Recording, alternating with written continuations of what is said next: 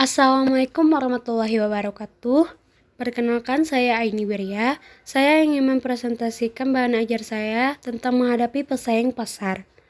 Materi yang akan saya jabarkan yang pertama mengidentifikasi pesaing, 2 menganalisa pesaing, 3 merancang sistem intelijen pesaing, 4 merancang strategi bersaing, dan yang kelima menyeimbangkan orientasi pelanggan dengan orientasi pesaing. Yang pertama, identifikasi pesaing. Salah satu langkah awal dalam mengembangkan strategi pemasaran yang sukses adalah mengidentifikasi dan menganalisis pesaing. Hal ini dapat dilakukan dengan cara meriset pasar. Identifikasi pesaing meliputi hal sebagai berikut. Yang pertama, jenis produk yang ditawarkan. 2. Melihat besarnya pasar yang dikuasai pesaing. Yang ketiga, identifikasi peluang dan ancaman. Dan yang keempat, identifikasi keunggulan dan kelemahan. 2. Analisis pesaing. Analisa persaingan merupakan sebuah usaha untuk mengidentifikasi ancaman, kesempatan, atau permasalahan strategis yang terjadi sebagai akibat dari perubahan persaingan potensial, serta kekuatan dan kelemahan pesaing. Analisis persaingan bersifat dinamis. Pesaing dideskripsikan dan dianalisis, pesaing dievaluasi, serta kemudian tindakan pesaing pun diprediksi secara tepat. Bisnis dan unit bisnis menganalisis pesaing dapat dengan cara menggunakan sistem intelijen pesaing. Untuk kepentingan itu, beberapa teknik dilakukan seperti pencarian database, survei konsumen, wawancara dengan pemasok serta partisipan lainnya yang sesuai, perekrutan karyawan pesaing, termasuk mempelajari produk pesaing.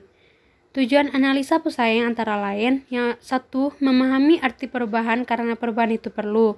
2. Mengetahui arti dari pesaing. 3. Dapat mengidentifikasi pesaing. 4. Dapat menentukan sasaran yang diinginkan pesaing sehingga dapat membuat strategi untuk menghadapinya. 5. Dapat mengidentifikasi strategi yang dibuat pesaing.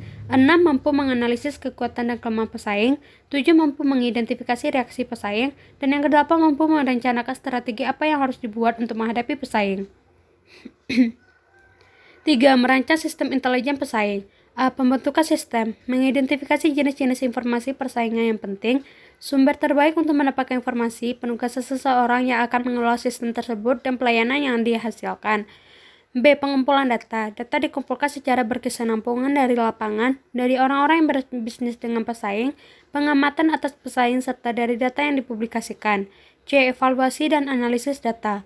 Data diperiksa validitas dan reliabilitasnya dan diinterpretasikan dan diorganisasikan. D. Penyebarluasan informasi dan pemberian tanggapan.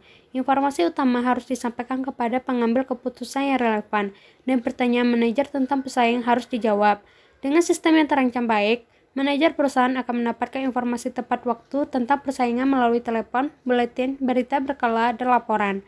Manajer juga akan menghubungi bagian intelijen pasar jika mereka membutuhkan bantuan untuk mengimplementasikan gerakan mendadak dari pesaing, jika mereka ingin mengetahui kekuatan dan kelemahan pesaing, atau ketika ingin mendiskusikan tanggapan yang diberikan pesaing terhadap gerakan perusahaan yang dipertimbangkan. Yang keempat, merancang strategi bersaing. Strategi produk. 1. Perencanaan produk. Perencanaan produk mencakup semua kegiatan produsen dan penyalur untuk menentukan susunan produk lain, sehingga konsumen akan bisa membedakan produk yang satu dengan yang lainnya. Yang kedua, pengembangan barang. Mencakup kegiatan teknis tentang penelitian, pembuatan, dan perencanaan bentuk produk. Kegiatan ini dapat dilakukan setelah menganalisis kebutuhan dan keinginan pasar. Yang ketiga, perdagangan. Mencakup semua kegiatan perencanaan dari produsen dan penyalur untuk menyesuaikan produknya dengan permintaan pasar. B. Strategi penetapan harga. Harga merupakan suatu strategi bagi seorang penjual untuk mengadakan perbedaan penawaran produknya dari pesaing, sehingga penetapan harga adalah salah satu bagian penting dalam pemasaran. C. Strategi promosi. Promosi adalah kegiatan untuk menciptakan atau mendorong permintaan, atau creating or stimulation demand, dan mencari pembeli, atau finding buyers. Promosi dilaksanakan dengan pendekatan komunikasi yang bersifat persuasif atau membujuk. D. Strategi distribusi. Saluran distribusi atau channel of distribution adalah saluran niaga yang terlibat dalam proses penyerahan barang dari produsen ke tangan konsumen. Dengan kata lain, adalah lembaga yang menyerahkan untuk dapat menghilangkan jurang pemisah antara produsen dan konsumen. Selanjutnya, menyeimbangkan orientasi pelanggan dengan orientasi pesaing. Perusahaan yang berpusat pada pesaing. Situasi yang dipelajari, pertama, pesaing W berusaha sekuat tenaga untuk menghancurkan kita di Miami. Yang kedua, pesaing X meningkatkan cakupan distribusinya di Houston dan menghancurkan penjualan kita. Yang ketiga, pesaing Y menurunkan harga di Denver dan kita kehilangan pangsa sebesar 3 poin. Yang keempat, pesaing Z meluncurkan fitur layanan baru di New Orleans dan kita kehilangan penjualan. Reaksi yang akan kita lakukan yaitu kita akan menarik diri dari pasar Miami karena tidak mampu melawan pertarungan ini. Yang kedua, kita akan meningkatkan belanja iklan di Houston. 3. Kita akan menyamai penurunan harga pesaing Y di Denver. Dan kita akan meningkatkan anggaran promosi penjualan kita di New Orleans. Sisi positif perusahaan mengembangkan orientasi pesaing adalah perusahaan melatih pemasarannya agar selalu waspada dan mengamati kelemahan pesaingnya dan posisi sendiri. Sisi negatifnya adalah perusahaan terlalu reaktif. Selanjutnya, perusahaan yang berpusat pada pelanggan.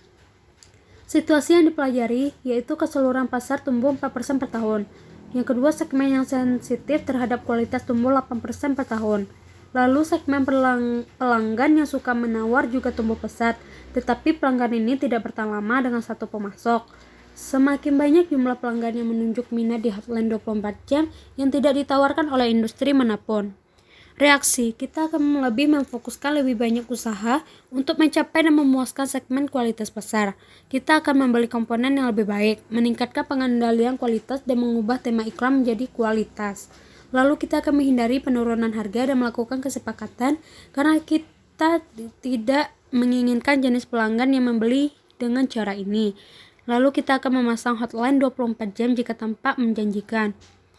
Perusahaan yang berpusat pada pelanggan berada dalam posisi yang lebih baik untuk mengidentifikasi peluang baru dan menetapkan suatu arah yang menjanjikan pengiriman laba jangka panjang. Sekian dari saya, apabila ada kesalahan mohon dimaafkan. Saya tutup dengan wabillahi taufiq walhidayah. Wassalamualaikum warahmatullahi wabarakatuh.